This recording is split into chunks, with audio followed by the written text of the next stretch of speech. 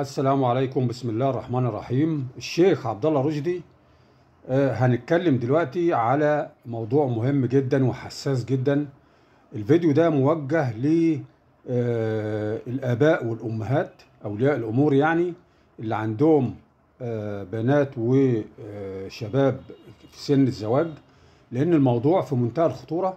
وهنجيب لكم كلام الشيخ عبد الله رشدي بالصوت والصورة علشان تتأكدوا.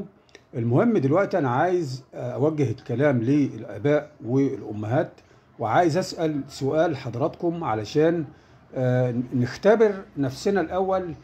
هل إحنا واقعين تحت تأثير الشيخ عبد الله رشدي، ولا إحنا يعني أحرار يعني في التفكير وملوش تأثير علينا وناخد قرارنا بنفسنا؟ هديكوا سؤال كده. يعني نفترض مثلا بنتك لا قدر الله اللي هي في سن الزواج كانت تعرف شاب، والشاب ده هي مرتبطة بيه، سواء مخطوبة أو وعدتها بالزواج. المهم هذا الشاب قدر يغرر بيها ويفعل فيه معها الفحشاء في الحرام، وغلط الاتنين، غلطوا مع بعض.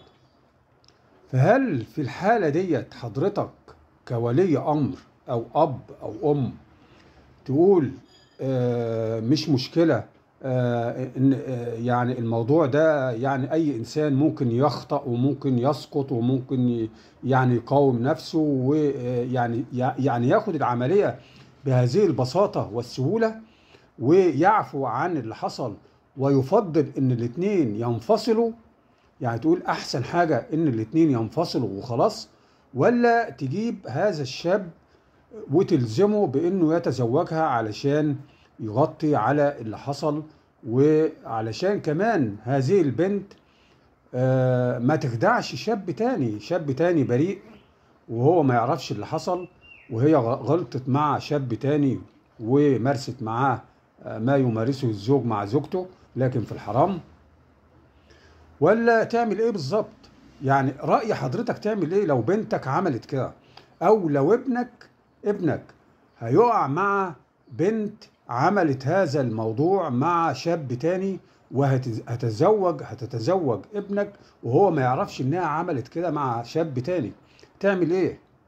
هل تفضل ان انت تعفو عن الموضوع وتقول ان الانسان خطاء، واي انسان ممكن يخطأ وممكن يقاوم، ومرة يقاوم ومرة يخطأ ومرة مش عارف ايه؟ هل تلتمس العذر لهذا الشاب وهذه الشابة البنت، ولا تجيبهم هما الاتنين ولازم تلزمه يتزوجها علشان يصحح الخطأ زي ما بيقولوا؟ فالمهم يعني نجيب لكم بقى الشيخ عبد الله رشدي، وانا اقول لكم رايي في النهايه. الشيخ عبد الله رشدي في شاب ساله هذا السؤال. طبعا الشاب ده هو اللي عمل هذه العمليه وحاسس بتأنيب الضمير، فبيسأل الشيخ عبد الله رشدي بيقول له: هل انا كده اظلم البنت لو سبتها بعد ما عملت معاها كده؟ فالشيخ عبد الله رشدي يعني رد عجيب عليه، هنجيبه لكم دلوقتي. قال له ان يعني الموضوع ده ان الانسان خطاء، وممكن اي حد يخطأ، وممكن تسقط مره وممكن تقاوم نفسك مره، فالانسان عنده شهوات. وبيضحك كمان، بيضحك للشاب، بياخد الموضوع بسهوله. يعني لو اخت عبد الله رشدي، اخت الشيخ عبد الله رشدي او بنته عملت كده، هل هياخد الموضوع بهذه السهوله كده ويسيب الشاب ويقول له احسن حاجه؟ بيقول له بقى ايه احسن حاجه؟ ان تسيبها وانتوا الاتنين تسيبوا بعض.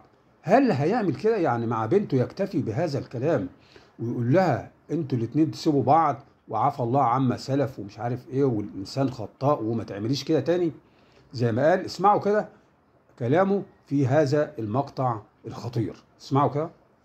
حد بيقول لي: هل يعد ترك البنت بعد علاقة حب محرمة ظلما لها؟ بص، خليني اقول لك على حاجة. وعليه ذنب انه عمل الحرام معاها، وعليها كمان هي كمان ذنب ان هي عملت الحرام معاها. ده اول ذنب، فرج يستغفرون الله عز وجل من ده وما يقعوش فيه تاني.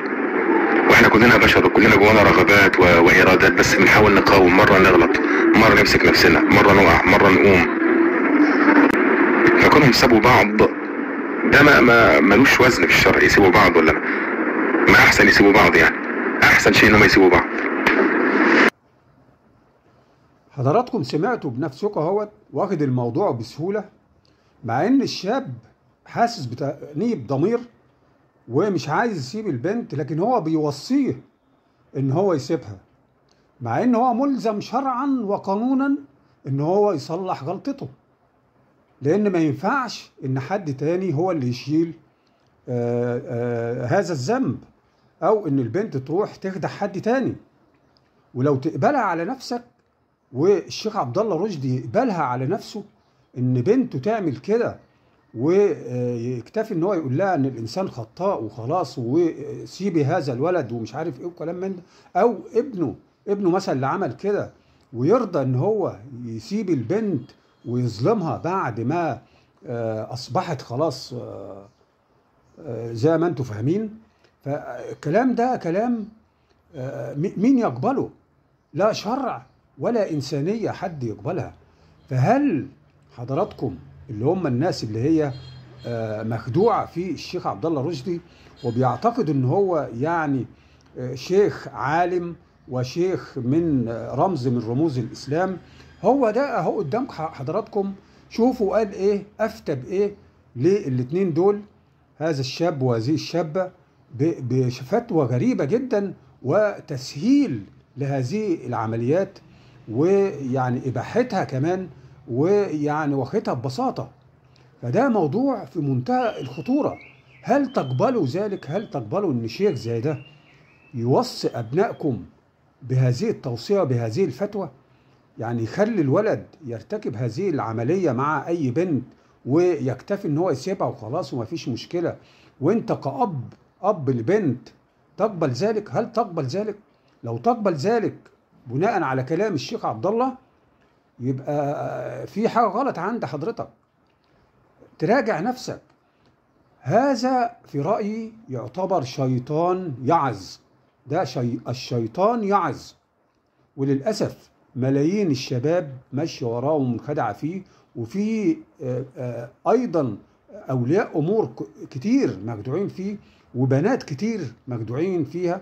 أنا بسأل البنات، هل تقبلوا ذلك على نفسكم بهذه الفتوى اللي أفتاها الشيخ بتاعكم اللي هو عبد الله رشدي؟